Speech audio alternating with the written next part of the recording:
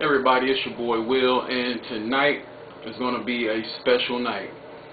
Now, McCain, this is my advice to you in order to beat Obama in the debate tonight.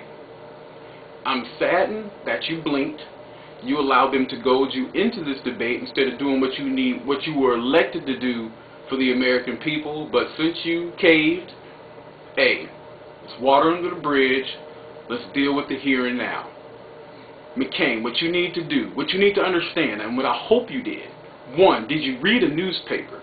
I hope you did. I hope you took out the grocery section and found out what a gallon of milk costs, what a loaf of bread costs, how much a gallon of gas is right now, and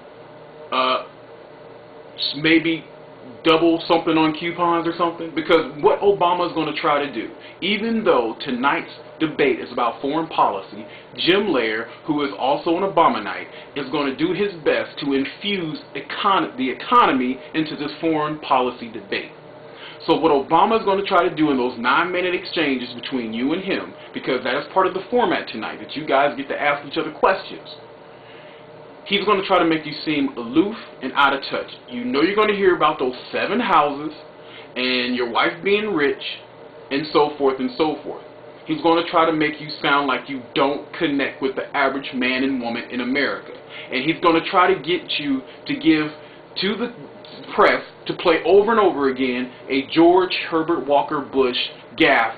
Remember when he was in that supermarket and didn't know that a gallon of milk at that time cost $1.57 or something like that.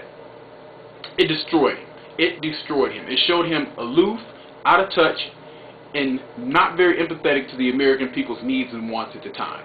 You don't want to make that mistake, but that's what Obama's going to try to do to you. He's going to try to make you seem like an elitist. Even though we know he's the elitist, he's going to try to make you sound like the elitist. So don't fall for that. Don't fall for that at all. So I hope you read a newspaper. Number 2, I hope you watched the last 3 debates between Hillary Clinton and Barack Obama, where she cleaned his clock. I mean, mollywopped his ass. She beat him to a pulp. Even when he had the help of the press on his side, she still beat him. So how did she beat him is the question. Because Hillary has a command of the subject. See, what Obama did in that debate with her is when she got the first question, he would just say, well, I agree with her. And that made him seem like he knew what he was talking about. He didn't really have to answer the question. But see, he can't do that with you. He has to answer the question because you guys are polar opposite on so many issues. He can't just say, well, I agree with her, or I say the same thing she says, and does a little bit of exposition, and then he's done with his answer. See, Obama's weakness is that he likes to run his mouth. He goes all the way around the mulberry bush and does not give concise and precise answers. He's long-winded. Now, when you hear him being long-winded, you have to have the judgment to let him choke himself, hang himself with his own rope, because that's what long-winded, big-mouth people do. They talk and talk and talk until they run themselves into the ground. You got to let him do that. Don't step on his words. If he's killing himself, let him kill himself. Number 3, when the questions come to foreign policy, you know you got this. Just remember the basics. That you are a military man, you are a Republican and conservative, which means you want limited government and you're all about national security. Remember the fundamentals of what it means to be a conservative. And you push those conservative principles because when it comes to national security, about 90% of the American people are conservative. Now, number 4, when it comes to the economy questions, McCain, this is not your strong suit. So do not try to be Mr. Economics and try to give long-winded answers. Be concise, be precise, and be short, and give generic answers. Because, see, you don't have that background to try to... Because, see, what a lot of politicians do, and I've seen this time and time again, is make the mistake and they over-exaggerate their role in certain bills, or they over-exaggerate their knowledge and underestimate their lack of knowledge in certain subjects. You need to understand your shortcomings and try to compensate for that shortcoming by not going out of bounds in your answers when it comes to the economy. Talk about what you know and what you've done. Talk about 2005 and how you tried to warn people about Freddie Mac and Fannie Mae. Talk about that. But don't try to talk about this bailout and your role in it, because we understand that really you guys were there to pretty much focus the people, but you as a sitting senator who is not in leadership does not really have the negotiating power of somebody like a Harry Reid or Mitch McConnell, Nancy Pelosi, John Boehner, and so forth. Your role is minimal. Do not over-exaggerate your role, because I guarantee you that's what Obama will do. And if the press does not call him on that, then they will show just how much in the pocket of the Obama campaign they are.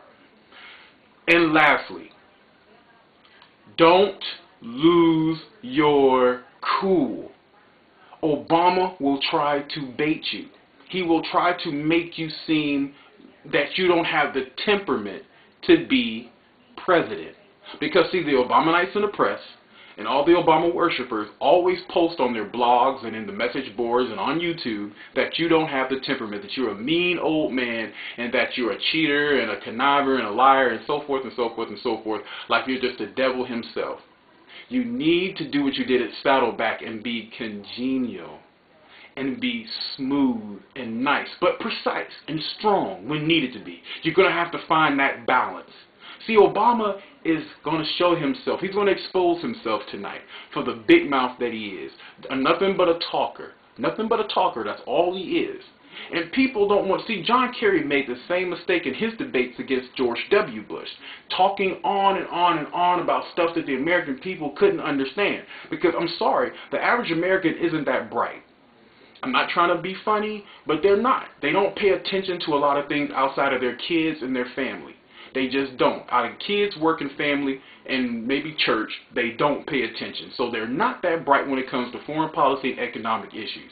So Obama's going to be talking way over their head, and he's going to lose them. So that's why you need to keep your cool and be precise. If you follow these notions, my recommendations, my advice, you will come out on top. Obama is an empty suit. He cannot do anything without a teleprompter. But I guarantee you the reason why he wanted this debate so bad is because he got something on you. He has a gotcha moment planned tonight. Be aware of the gotcha moment, okay? Be aware, sir.